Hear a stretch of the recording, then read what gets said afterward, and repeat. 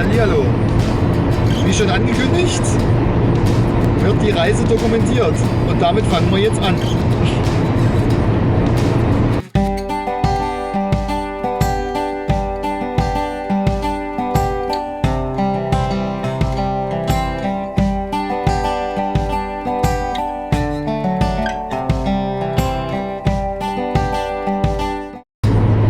So, wir sind jetzt auf der Reise, beziehungsweise auf der Fahrt zum Flughafen.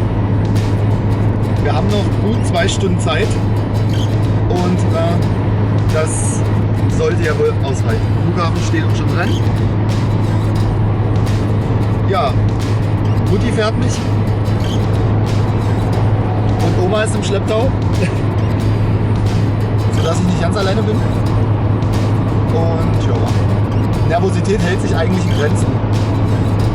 Dadurch, dass der Abschied gestern in der Familie nochmal gut war, mache ich mir da eigentlich auch keine großen Sorgen. Naja, und ich halte euch jetzt auf dem Laufenden.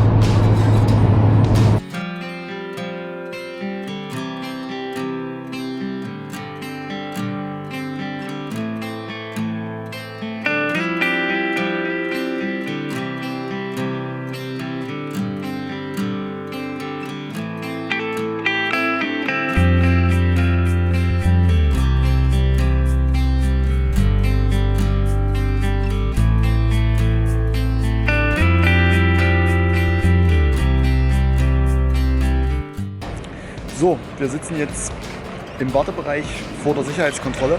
Eingecheckt sind wir. Aber wir haben noch gut Zeit.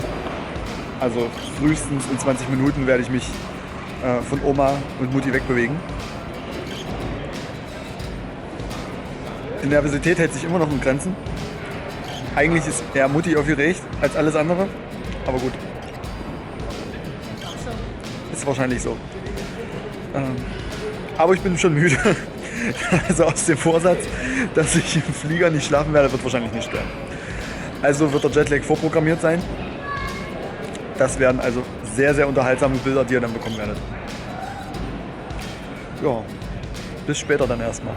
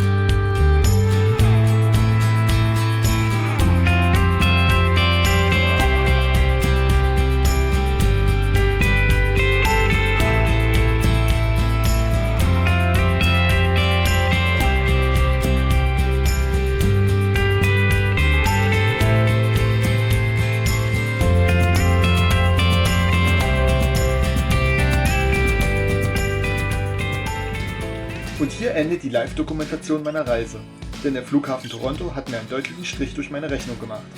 Eigentlich sollte ich hier nur einen kurzen Aufenthalt von etwa 90 Minuten haben, was, wenn man das Boarding abzieht, nicht wirklich viel ist. Jedoch sollte es anders kommen und damit hatte sich meine Laune und das Mitfilmen erledigt. Ich mache es kurz, ich habe meinen Anschlussflug verpasst. Aber das lag nicht an mir, sondern daran, dass ich 2 Stunden in einer Warteschlange vor dem Immigration Service, also der Einreise, hängen geblieben bin. Denn mein Visum habe ich direkt dort erhalten. Ungünstigerweise hatten auch gefühlte 1000 Asiaten den gleichen Plan, also hieß es Nerven bewahren. Nach etwa 15 Minuten fragte ich das dortige Ordnungspersonal, wie die Reise denn weitergehen würde. Jedoch wurde mir dort erstmal nur trocken gesagt, dass ich meinen Anschlussflug erstmal komplett vergessen kann. Vergleichsweise geschockt fügte ich mich meinem Schicksal und ließ das Prozedere über mich ergehen, bevor ich erneut nachfragte, wie es denn jetzt weitergehen würde, da mein Flieger zu der Zeit schon etwa 30 Minuten in der Luft war. Ein rückblickend inkompetenter Mitarbeiter sagte mir, ich müsse mein Gepäck suchen und dann erneut einchecken. Abermals pulsierte eine Ader an meiner Stirn, die ich bisher nur bei größter körperlicher Anstrengung kennenlernen durfte. 30 Minuten irrte ich also durch diese riesige Halle mit den zahlreichen Kofferkarussells, doch ich wurde nicht fündig. Resigniert trottete ich dann zum Infostand von Air Canada, um dort erklärt zu bekommen, dass mein Gepäck nie auf diesen Bändern ausgecheckt wurde. Zwar verhinderte die Müdigkeit Freudensprünge über diese Nachricht, jedoch hatte ich ab diesem Punkt wieder Aufwind. Denn der nächste Mitarbeiter hat mich gebührenfrei in den nächsten Flug nach Edmonton umbuchen können. Was auch der letzte Flug an dieser Nacht war.